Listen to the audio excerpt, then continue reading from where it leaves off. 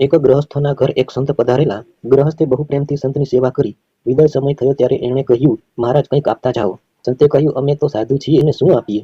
શાંતિ આપી શકીએ એવી અમને કંઈક યાદી આપતા જાઓ, જેમાંથી અમને પ્રેરણા મળે. સંતે કહ્યું, કાગળ લાવો. કાગળ આપ્યો. સંતે તેના પર લખી આપ્યું, આ દિવસો પણ ચાલ્યા જશે. પછી કહ્યું, તમારા પૂજા રૂમની દિવાલ પર આ રાખજો અને તેને રોજ વાંચજો, તમને બહુ પ્રેરણા મળશે. સંત વિદાય થઈ ગયા. સંસાર પરિવર્તનશીલ છે. થોડા સમય પછી આ ગૃહસ્થના જીવનમાં એવો તબક્કો આવ્યો, તેની જાહો જલાલીનો કાળ પૂરો થયો. તે મૂંઝાઈ ગયા. આત્મઘાત કરવાની ઈચ્છા થઈ. પત્નીએ કહ્યું, પેલું મહાત્માનું સૂચન વાંચો, આ દિવસો પણ ચાલ્યા જશે. વાંચતા જ તેની આંખો સામે આશાનું કિરણ ઉઘડ્યું.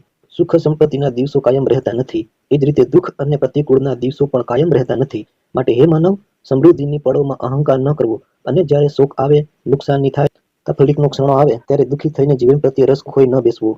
આત્મઘાત કરવાનો વિચાર ન કરતો, કારણ કે આ દિવસો પણ ચાલ્યા જશે.